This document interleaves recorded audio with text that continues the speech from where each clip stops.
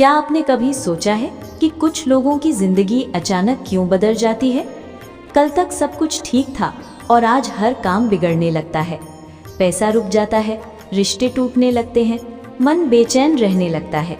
लोग कहते हैं शनि की दृष्टि पड़ गई है, लेकिन क्या सच में शनिदेव बिना कारण दंड देते हैं, या हम अनजाने में ऐसी गलतियां कर बैठते हैं जो शनिदेव को अप्रसन्न कर देती हैं? शास्त्र कहते हैं शनिवार केवल एक दिन नहीं, ये कर्मों का आईना है। इस दिन किए गए कुछ छोटे छोटे काम जीवन की दिशा बदल सकते हैं।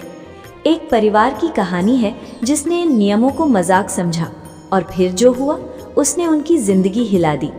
एक छोटी सी आदत, एक सामान्य सा काम, और उसके बाद शुरू हुआ दुर्भाग्य का सिलसिला। बीमारी, कर्ज, कलह, सब कुछ एक एक करके आने लगा। लेकिन जब उन्हें अपनी गलती का एहसास हुआ और शनिदेव की शरण ली, तब चमत्कार हुआ। तो आखिर शनिवार को कौन से काम जीवन में संकट बुलाते हैं और कौन से उपाय शनिदेव की कृपा दिलाते हैं? आइए इस रहस्यमयी कथा के माध्यम से जानते हैं। सनातन धर्म में शनिदेव को न्याय का देवता कहा गया है। वे क्रोधी नहीं है, बल्कि निष्पक्ष है।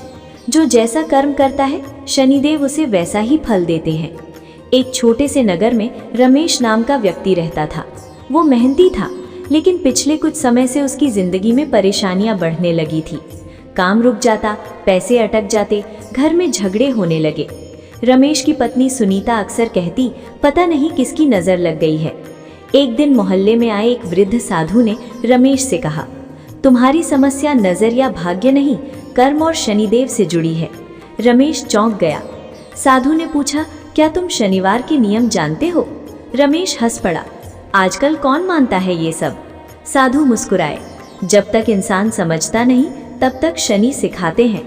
धीरे धीरे रमेश को एहसास हुआ कि वो कई ऐसी गलतियां कर रहा था। शनिवार को शराब पीना, बाल कटवाना, लोहे का सामान खरीदना, गरीबों को अपमानित करना।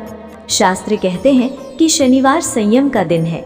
ये दिन अहंकार छोड़ने, सेवा करने और अपने कर्मों पर विचार करने का दिन है। साधु ने उसे बताया, शनिवार को कुछ काम विशेष रूप से नहीं करने चाहिए, क्योंकि ये दिन ऊर्जा को स्थिर करने का दिन है। उन्होंने कहा, इस दिन शराब पीना मन और कर्म दोनों को दूषित करता है। बाल और नाखून काटना ऊर्जा को कमजोर करता है। लोहे, तेल, नमक जैसे पदार्थों का क्रय विक्रय सावधानी से करना चाहिए।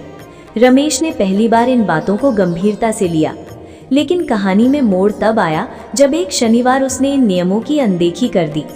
उस दिन उसने शराब पी, झगड़ा किया और घर लौटते समय दुर्घटना हो गई। वो बच गया, लेकिन डर गया। उसे साधु की बात याद आई, शनि दंड नहीं देते, चेतावनी देते हैं। अगले शनिवार रमेश मंदिर गया। उसने पीपल के वृक्ष के नीचे दीपक जलाया, काले तिल अर्पित किए और छाया दान किया। धीरे धीरे बदलाव शुरू हुआ। काम मिलने लगा, घर का वातावरण शांत होने लगा, मन में स्थिरता आने लगी। तब साधु ने उसे एक गहरी बात बताई, शनिदेव को खुश करना कठिन नहीं है, कठिन है अपने कर्म सुधारना। उन्होंने बताया, दान, सेवा, संयम और सत्य, यही शनि के उपाय हैं। शनिवार को गरीबों को भोजन देना, काले तिल दान करना, पशु पक्षियों को खाना खिलाना, ये सब केवल उपाय नहीं, कर्म सुधारने का मार्ग है।